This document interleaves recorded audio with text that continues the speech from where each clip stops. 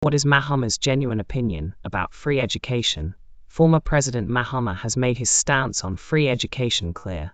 The free SHS program is here to stay. However, he emphasized that his approach would be more comprehensive and realistic compared to that of the previous government. Once you get into office, you might scrap that. Free SHS has come to stay, and it is not going anywhere. Nobody is going to scrap free SHS. What was said was political talk, and it was just political gimmickry. Free SHS is not going anywhere. We're going to maintain the policy. What we're going to do is to get dedicated funding for it so that it is better resourced than it is currently. There's a lot of waste in the system. We're going to help to make it more efficient so that the teachers, the parents, and the students get the best out of the free SHS. We're going to look at the basic school level too. Because we have focused on free SHS, we are abandoning the basic level. And so the basic level is becoming a major problem. 1.3 million pupils at the basic level do not have furniture. They don't have tables and chairs to sit on. They lie on their stomachs in the classroom or sit on cement blocks. And that's because all our focus has been on the secondary school level.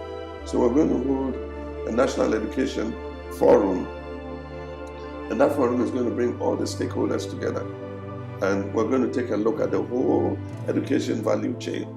And we're going to come, and by consensus, all of us, it's non-partisan, everybody of every walk of life who has a stake in education is going to be at that conference. And we're going to take important decisions on how to reform our education so that the children get better quality. And so that's what we're going to look at. But the thing about me coming and scrapping free SHS was just political gimmickry by the MPP. Free SHS has come to stay.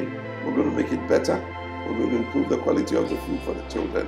What does Mahama have to offer to stop galamsey? Will he ban it completely or adopt a different approach, addressing the issue of illegal mining popularly known as galamsey? Mahama has hinted at implementing a different approach rather than a complete ban.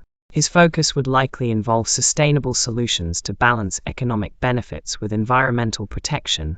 Reserves have been, there have been incursions into 37 forest reserves. Some have been almost completely destroyed. And so the first thing is to stop mining in forest reserves. And so we're going to work with the Minerals Commission and the Environmental Protection Agency to see how we implement the law so that it stops this poisoning of our water bodies.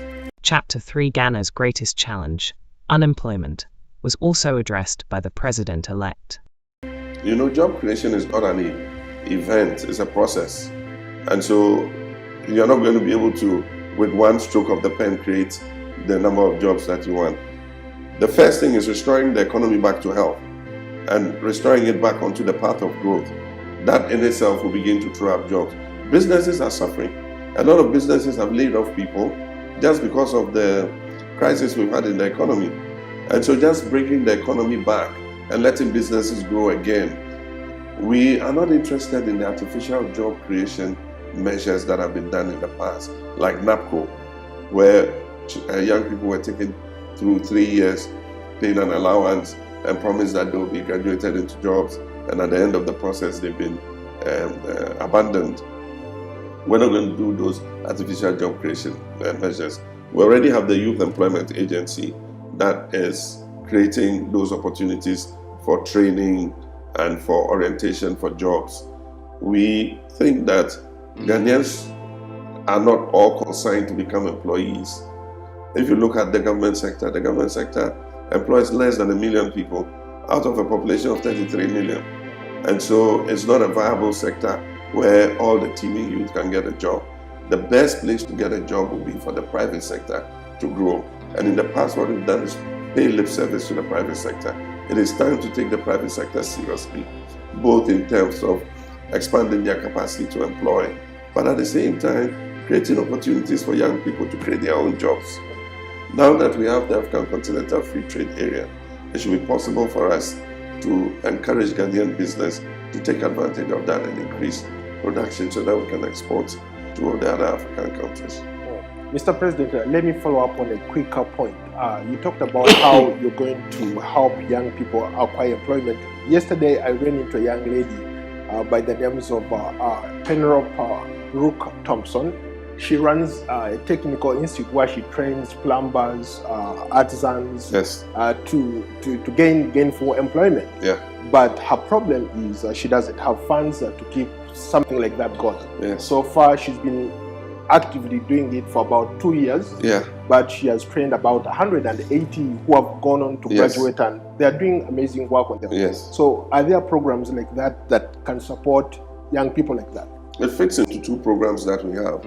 The National Apprenticeship Program, which would allow master craftsmen to train apprentices and give them the manual skills that they need to be able to either set up their own businesses or go into the world of work. So that is one aspect of it. We also have the intention to expand technical and vocational education training. And government is not going to be able to do it alone. We need a private sector like people like her to come on board. Because if we train skilled labor, people who can use their hands to work, if you look at the direction in which business is going, they're looking more for not grammar school kinds of people, not more people who have done humanities. There's an oversubscription of people who have degrees in humanities, including masters and PhDs. If you look at where business is going, it is going more for skilled labor, and so they need technicians, electricians, carpenters, skilled welders, and so on and so forth. And so if we're able to equip our young people with these skills, it will make it easier for them to be able to find work, both locally, but also externally. You know, the population in Asia and Europe is aging, and so they have a deficit of skilled manpower.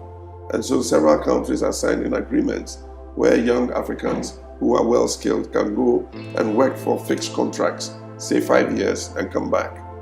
Germany and Kenya recently signed an agreement to send skilled technicians to Germany to go and work. We're willing to sign those kinds of contracts with other countries.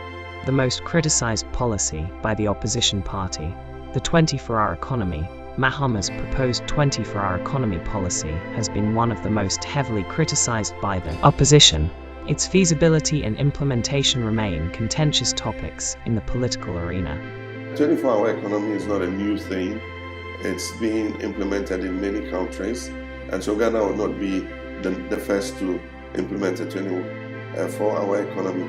What the 24-hour economy does is that you provide incentives to the private sector to be able to increase their production and increase the number of working hours and increase the number of employees.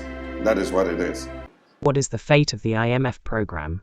The president-elect has yet to clarify his stance on Ghana's IMF program. With the program shaping the country's economic policies, its continuation or termination under his administration will have far-reaching implications. And so we are going to continue the IMF program. We already have requested some discussion with the IMF because we were not part of the negotiation of this program. And so we need to look at how we can all be on the same wavelength in terms of implementing the program. We're not going to jettison the program. I want to make that clear. We're not jettisoning the program. But within the program, I'm sure that there can be some leverage for tweaking it. And so if we're able to reach that agreement, then we'll continue the program till it ends. What it means is that the budget must align with the IMF program. So there's not much leverage in there for making the kind of radical reforms that you might immediately need to make. But we would accept the reforms that are being made under the IMF and deepen them when we have our own program after the current extended credit facility runs out. So far, so good. Bringing down inflation is number one priority. Stabilizing the currency is number two. Bringing the deficit down, cutting expenditure, increasing revenues. I mean, those are the things that we need to be looking at. I'm sure you'd have heard during the campaign, I said, is the economy stupid? Quoting from what happened in Bill Clinton's campaign. And people thought that I was being offensive, and it did come down to the economy. All the opinion polls showed that the economy and employment were the most important issues.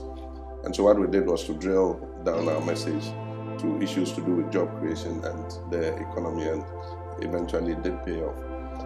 The economy is going to be the number one focus because it affects everything else.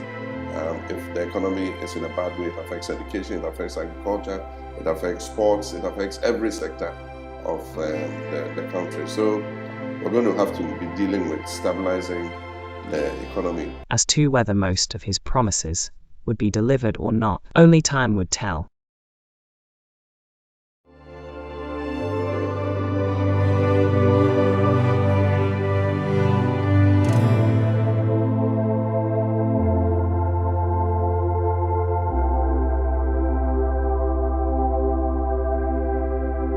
Thank you.